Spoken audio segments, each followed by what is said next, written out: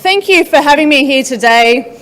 I look after the Meat Standards Australia grading system in Australia. Really today I want to share with you the grading system that Australia has developed and I want to share with you why we developed our own grading system, what we measure and also what benefit that has provided our industry. And so this is just an example of a grading system, but what makes this grading system quite unique, it's very focused on the consumer. It's focused on everything we have implemented in this program has all been validated by the consumer, telling us it has an impact on eating quality. And this is a grading system that is voluntary in Australia, but is focused solely on eating quality. I wanted to share with you firstly on how we have mandatory carcass classification system, and I call this our base level. So this is based on all carcasses have to be trimmed to a certain standard. That's before they are weighed, and then that weight is used to pay the producers. And then we have a standard point for measuring fat. That's a national standard, and that is on the rump site of the carcass. The way that we trade beef in Australia and around the world, and 70% of our beef goes into export markets. We're a huge exporter of beef. So we have a national standard called our Handbook of Australian Meat. It has the specifications in there for the cuts, the cutting lines, and that's how we talk in our language around the world about our beef. The other way that carcasses are classified and segregated into different boxes, if you like, of how it's packed and identified is using dentition. And so we've already heard about dentition today as well, and Australia uses dentition as well as a way to classify carcasses. And this is then how they're identified when we trade beef. But I'm here to talk about a system that is focused on the consumer and eating quality, and we don't use dentition in that grading system. It has been confirmed through the research that we do with our consumers that dentition is not a good predictor of the eating quality of beef. It really is not a guarantee of anything when trying to predict how the experience a consumer will have with that beef. So just in the last 12 months, through the science that is behind our Meat Standards Australia program, we've introduced a new category into the Australian beef language, which is voluntary to use, but it doesn't use dentition. It's based just on eating quality, and it's called eating quality graded, and that is the new category that's within our language. That is a real changer for our industry. I wanted to go into the reasons of why we have an eating quality grading system in Australia, and it largely comes down to Australian consumers over 20 years ago. So MSA is only 20 years old. It's quite young compared to the United States. But our consumers lost confidence in buying beef. It was too inconsistent, and it was like a lottery for them. They didn't know whether they were going to get a tough piece of meat or a tender piece of meat. We surveyed our consumers and found that 38% of them have real difficulty buying beef to the quality that they want. 57% of them, when they saw a raw piece of meat, they didn't know whether it was tough or tender. 81% of them said price was no indicator of quality. So when they were paying lots of money for beef, sometimes they were getting a great experience and sometimes a very poor experience. That was not very helpful for them. In Australia, more than 90% of our consumers thought fat equaled poor quality. And still to this day, we are really educating Australian consumers about marbling. When they are purchasing meat, raw meat, they won't look for marbling in meat. Yet when we put it in a taste test panel, they love marbling in cooked meat. But it is an education process for our Australian consumers. But what that meant was they were buying pieces of meat that were very lean, no marbling, and they were wondering why they were having a bad experience when they took it home and cooked it. This is the interesting part, is that every single one of those consumers said, we will buy more beef and we'll pay more for it if you can guarantee the experience that we're going to get. Beef is quite expensive in Australia compared to chicken and pork. So they wanted to know when they spent their hard-earned money on beef that it was going to meet their expectations. We know there are other grading systems around the world, and Europe, the US, Japan, Korea, but Australia is quite a unique country, and we decided to go and make our own. Take the learnings from other countries, but also develop our own, because Australia is a huge country. These are pictures of how the different seasons can change quite quickly in Australia from the north to the south. This also means we have a huge range in the types of cattle we produce. In our north of Australia, it's very tropical. We really rely on genetics of the Brahman breed or Bos Indicus cattle. In the south, we do have a lot of Angus and Hereford like you do. We have a lot of European breeds. In the middle of our country, there's a lot of crossbreeding going on. And we're largely a grass-fed producing country, although we are increasing, the feedlot sector in Australia is increasing as well. And in the white part of Australia, it's desert. Nothing grows there. So we have a country that has tropical monsoon rains to desert to lush green pastures in the south. So we need a system that can actually predict the eating quality of all of those situations. As I said before, 70% of our beef goes overseas. We send 70% of our, or over 70% of our beef into nearly 100 different countries. So therefore, we needed to create a system that not only predicts eating quality for our consumers, but can actually predict eating quality of all of our global consumers. So I wanted to talk to you about how we developed MSA. And this is one part that does make it unique, is that we have asked everyday consumers to come into structured taste test panels. And our industry does get together to talk about MSA. But what is different, it didn't rely on what do you think quality is and what do you think quality is. We said it's not about opinions, what we think quality is. Let's ask the consumer. And we've used nearly 120,000 consumers now, not just in Australia, but in 9 different countries around the world. And they come into these taste test panels and they eat 7 pieces of meat in that time. So now we've eaten about 800,000 little pieces of meat. We know everything about that piece of meat. The consumers know it's beef, but they don't know anything else. What they can tell us though is through the taste testing paperwork that they fill out, they're telling us what is impacting on the tenderness, juiciness, flavour and overall liking of that piece of meat. It's a very simple process for the consumer, but we analyse that data and work out exactly what should we measure, what is impacting on that consumer's experience. And then they tick a box. So this is a picture of actual taste test panels occurring. They fill out the paperwork and then they tick a box in the bottom. Was it unsatisfactory? It fails our expectations. Good every day, what we call 3-star. Better than every day, 4-star, or a premium experience, a 5-star experience.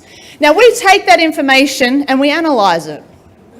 And we've worked out that when they are ticking that box, whether it fails, 3-star, 4-star or 5-star, they're basing that decision, 30% of that decision is being based on their tenderness, 10% is being based on the juiciness, 30% is being based on the flavour and another 30% based on their overall liking of that piece of meat.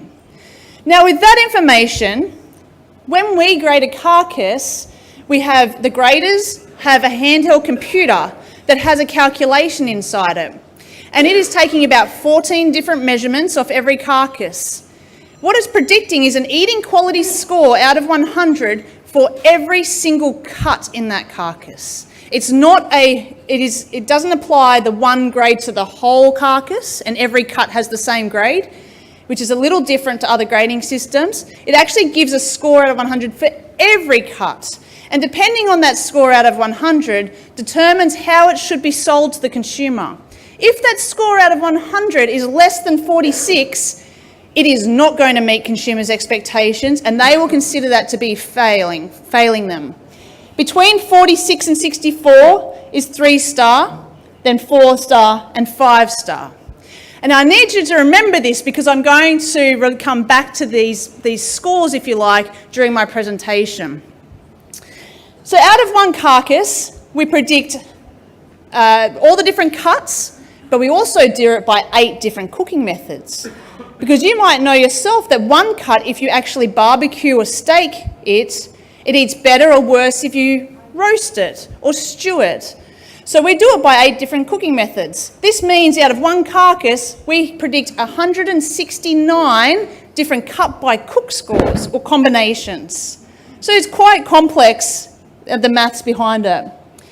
The reason we do this, and this is the incentive, I think, to look at the benefits of addressing eating quality, is because the consumers that have been in our taste test panels, we've also asked them, well, what are you willing to pay for that eating quality levels? And compared to the good everyday 3-star experience, they consistently tell us in every country that if the product fails to meet their expectations, they're willing to discount that by 50%. They think it's only worth half as much. So we want to get rid of that because we don't want to discount our beef. If you give them a 4-star experience, they think it's worth about 1.5 times as much. If you really get them excited about a premium eating quality, they think it's worth 2 times as much. And in Japan, they actually indicate they think it's worth 3 times as much. So this is consistent in every country we go to. So to me, that is the incentive for our industry to strive to produce more of these eating quality, but more importantly, actually identify the eating quality so consumers know what they're getting and they pay accordingly. So how do we do it? It's very important for the MSA system to work that everybody is working together on this. It is not driven by one part of the industry or another. It actually is a whole supply chain approach. And so producers, everyone in this system has to be approved to be part of the MSA program. Producers have to manage their cattle in a certain way, which is really about low stress handling of cattle and maximising the nutrition of those cattle. Processors are audited and they have things to manage and monitor. And then in Australia, if you're a butcher or a restaurant or a trader that would like to use the program, you also become registered. Now, for every one of these parts of the supply chain, Meat and Livestock Australia, who's the organisation that manages MSA, we run education programs for each of these sections, and that's been really critical to the adoption and success of MSA. What makes this work is that often we'll have seminars or workshops and we bring the processor and the producers together. And that's really important so producers can understand what the processor is looking for. What is their customer looking for? So they start producing cattle that meet the processor's customers' requirements. And everyone benefits then in that example. Our graders are actually employed by the processors or the packers themselves. They are trained from one company called Ozmeat, and we manage that training. They must be trained and become accredited, and then they do a test every 8 weeks. And these pictures are examples of the tests that they do. They do it online, and they have to prove that they can still accurately grade these measurements. And then we have a person dedicated to visiting all of these graders in the country. We have about 250 of them at the moment, and seeing them face to face and doing assessments inside the cooler as well. Now I want to get on to the actual measurements that we take. And I'm going to talk about some of these in a little bit of detail. We do take 14 different measurements on the carcass, and I'm just going to pick out a few here. The top 2 is measuring rib fat thickness. And our minimum requirement is that you must have at least 3 millimetres of rib fat, and the whole carcass must have that coverage. And we also measure pH. And you had a question before about pH. We measure pH on every single carcass that's been MSA graded. This is a very critical factor to the MSA system. So the pH, and I'll talk about it a little bit later, but must be below 5.7. It actually doesn't matter how good your carcass is or how much marbling it has. If it fails the pH or fat requirements, it's excluded straight away. We then measure maturity, marbling. We have hormones in Australia. We've worked out they have a negative impact on eating quality. Then we also look at our tropical breed content, or Bos Indicus Brahman content of our carcasses, measured by the hump on that carcass. I'm going to go now into those a little bit more detail. So we do have many different breeds of cattle in Australia, and a lot of pure Brahmans and crossbreeds, as I mentioned before. All of those breeds are eligible for MSA, but we know that the more Brahman genetics there are, the eating quality goes down. And we measure that through the measurement of the hump on that carcass. And so just the scores down here are showing you the scores, those eating quality scores out of 100 change. Every time you change breed content or the hump height, the eating quality changes. And every measurement we take has a different effect on different cuts as well. So for example, the Brahman effect has a big impact on the strip loin, but quite a low impact on the knuckle or the round. Then we look at marbling, and marbling has a very positive impact on our eating quality scores, mainly through the impact it's having on juiciness and flavour. We've actually used the American system to measure marbling. We've just given it numbers. It's exactly the same marbling scoring system as the USDA. We don't have a lot of marbling in Australia. It's not quite like the United States product. But again, marbling improves eating quality, but the impact is greatest on cuts like the strip loin and not so great on cuts like the rump. We've also looked to the USDA system on their maturity scoring, and Nelson gave a good explanation of how that is done. And we use maturity in conjunction with carcass weight. What we're trying to work out is a weight for maturity score. We're looking at the growth path of that animal because that has an impact on the connective tissue that's in that muscle, and which is the stuff that makes meat tough to eat, and because it doesn't get very soluble when you cook it. It doesn't break down when you cook it. And so this is an important part, and producers have a lot of control over this. As I said before, pH is really important for MSA. It's what we call a minimum requirement. So we exclude meat that has a pH over 5.7. We know that some meat can be tender above that score, but the eating quality gets really variable and inconsistent. It also has other issues, especially for people using it in retail and food service. High pH meat can have a high water holding capacity, so when you cook it, it can get quite dry. It can also be a great environment for bacteria to live, so the product can actually spoil quite quickly. And it cooks really inconsistently. Now for a chef, that is a nightmare, having two pieces of meat. If you cook them for the same amount of time, one might be rare and one might be well done. And that is what pH can affect. So under 5.7, and we can get a lot more consistency in the eating quality. The pH is, when we measure pH, is about 12 to 18 hours after the carcass has been processed. That's when we do the grading. But it's actually really important at the processor or packer level to actually monitor, well, how did that pH get from the live animal pH at around about 7? How did it fall over time to get to 5.7? And how did it do that in conjunction with temperature? Now, if you were to wake up tomorrow and do something different or think about how do we start addressing eating quality, this is one area that can be done very simply and has a really critical impact on eating quality. You can have the best animals coming into the processing plant, but if the pH and temperature decline is not managed properly, it can actually make meat very tough. If it gets chilled too quickly and the pH is not going fast enough, the meat toughens right up. And the opposite can occur if the pH goes too fast, and that can be through things like electrical stimulation. I'm not sure if that's used widely here in Argentina, but it is in Australia. Too much electrical stimulation inside on the slaughter floor can cause toughness of meat as well.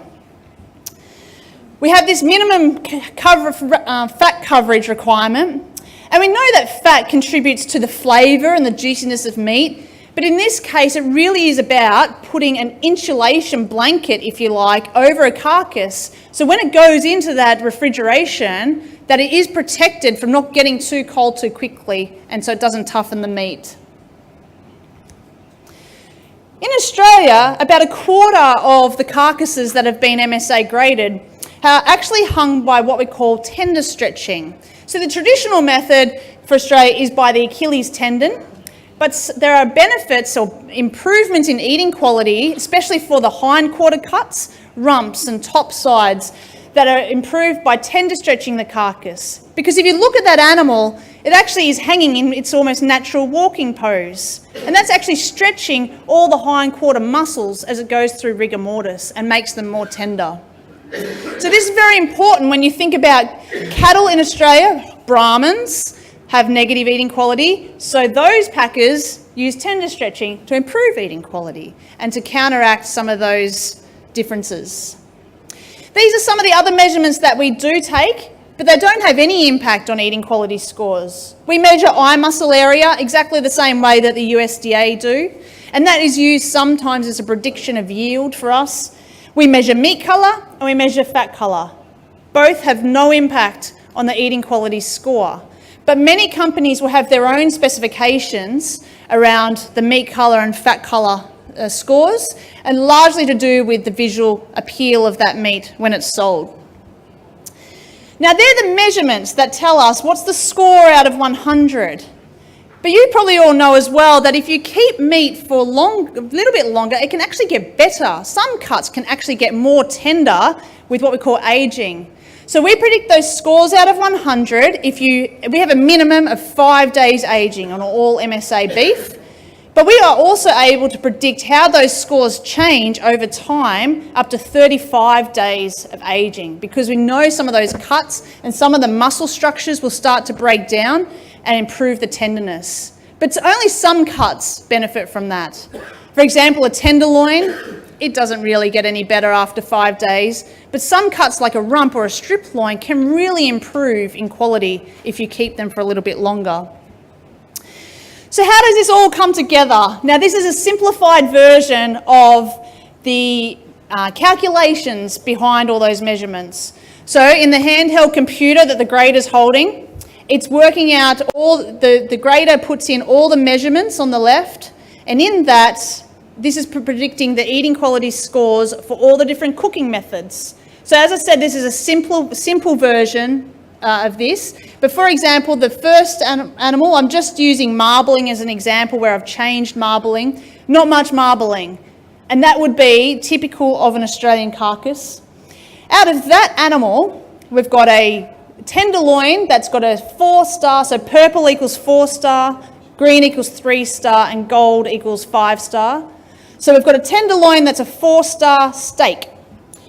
We have a cube roll or ribeye that's a 3-star steak. The oyster blade, which you flat iron, is a 4-star steak. So it changes by cut. And then if we improve, I just used this example, all I changed was marbling in this example down the bottom. All of a sudden, we've got lots more 3-star, 4-star, and 5-star. Every time I change one of the measurements we take on the left, all of the things on the right will change as well. So there's a lot in there, but how do we actually make that quite simple then for the packers to pull these carcasses together in groups and also then sell it as boxed beef? Our industry is largely a boxed beef industry as well. So on the carton labels that go on the end of every box of meat, it'll have information about the cut and what category it might be, but it will include information about the eating quality of that cut. It'll tell this person that this cube roll will be an MSA 3-star if you grill it as a steak when you age it for 5 days. But if you hang on to it for 14 days, it's going to turn into a 4-star cut. So you're actually giving options to the end user of this product, and they get to determine how this fits into what they're looking for. Are they looking for a steak cut? Are they looking for a roasting cut? And they can choose, they can ask their importer, or they can ask their trader, I'm looking for cuts that can be used for barbecue, and I need to serve it at a very special restaurant. And therefore, the trader can pick out 4 or 5-star cuts. So this is how this information is used to trade MSA graded beef. I wanted to move on now onto, well, what has this meant? What has this done for our industry? And this is, I think I'm very lucky to work in this program because it's only 20 years old, yet it has changed the way that we produce beef in Australia and the way that beef is sold, even though it's only a voluntary program. Meat and Livestock Australia, that manages MSA, has invested, we need to start again. We get money from producers. Every time an animal is sold, we get $5, a $5 levy fee. Most of that comes to Meat and Livestock Australia to spend or invest in marketing and research. And so therefore we're held very accountable to reporting back to our producers on did they get value from that investment. So we do a 5-year evaluation. In that last evaluation, it was worked out that $54 million was invested into the MSA program or into eating quality on behalf of our producers. The evaluation worked out that it delivered a 12.5 to 1 return on investment. So for every dollar you invested, you got 12.5, the supply chain got $12.5 back. If you're an investor, I think that sounds like a pretty wise investment. And it was one of the highest performing programs within the MLA portfolio. And the way that we got that, the way we're getting those benefits is because even though it's a voluntary program, it's delivering benefits and its adoption has been high. But this didn't come quickly. So if it's been going for 20 years, now we are about 43% of our cattle slaughter is being MSA graded every year. So it's about 3 million animals last year were MSA graded. But it really took 10 years for us to get momentum. It relied on the early adopters and the processors. Processors are really key to adopting this. And so it took about 10 years for them to adopt the program.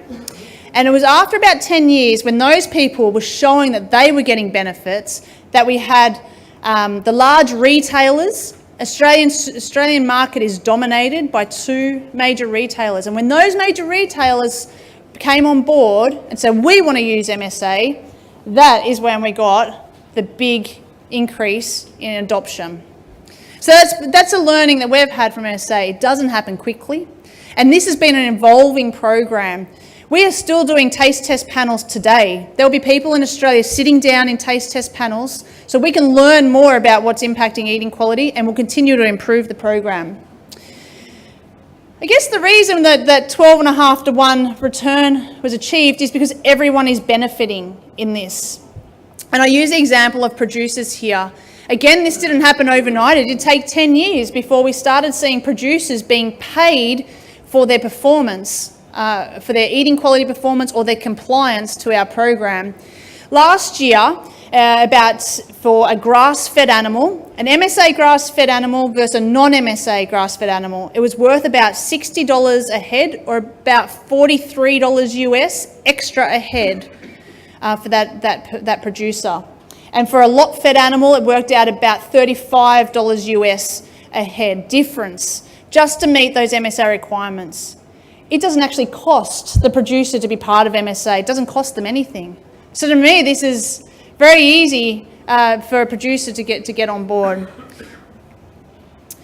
The benefits we give to producers, and this has been critical to producers improving what they're doing. And the question before about how are producers using information to make improvements, all of the carcass grading information comes into a central area where producers have access to it. Within 12 hours of their carcasses being graded, they're getting the information back online of every single measurement that was collected. The other reports we give them is we give them the ability to benchmark themselves against other producers. How did they go against producers in their area? What are other grass-fed producers doing? And this has allowed them to identify any problem areas or any opportunities for their improvement. And so we are really seeing producers become really embracing carcass feedback and really trying to understand how they can use this to make better decisions on farm. Because we're also seeing our industry get a little bit more sophisticated. So it's not now just about being part of MSA. That's almost becoming the normal. It's now about how do you meet MSA and how do you get better eating quality? Because what's driving the success and adoption of MSA is brands. Excuse me. This has been an area that's had a huge amount of growth in Australia, are private brands. We have about 180 brands that are registered for MSA. That's not all the brands in Australia. They're the ones that have signed up and said, we are committed that every time you buy one of our brands, it's going to be from an MSA graded beef. And these brands are using the MSA system as their quality system. Sorry, thank you.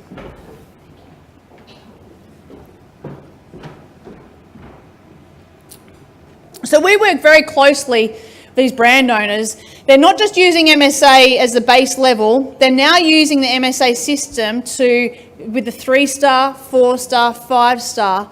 And so they're using the science to segregate the different brand levels. So if you buy a premium brand from a particular company, they're using the MSA science to make sure only the premium cuts get in that brand, and so on.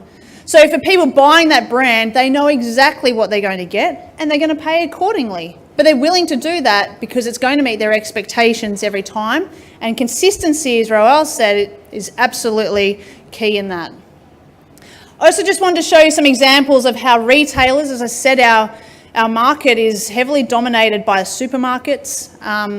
This is how they've adopted MSA. And some of them are taking it through to the point of sale to consumers and actually showing consumers it's been MSA graded. And some of them are developing their own brands as well. And this picture on the far left is an example of how a butcher, and we have butchers in Australia, although that is tending to decrease, but butchers will identify their trays of meat that have been MSA graded, but it will also tell them, the consumer, if you buy this piece of meat, this is how you should cook it. So currently we have about 53,000 producers registered for MSA. That's about a quarter of all of the producers in Australia. We have 40 processors for beef using MSA, and that is the majority of all of our major packers. Lots of brands, as I said, and about 4,000 supermarkets, butchers, restaurants that are licensed to use our program.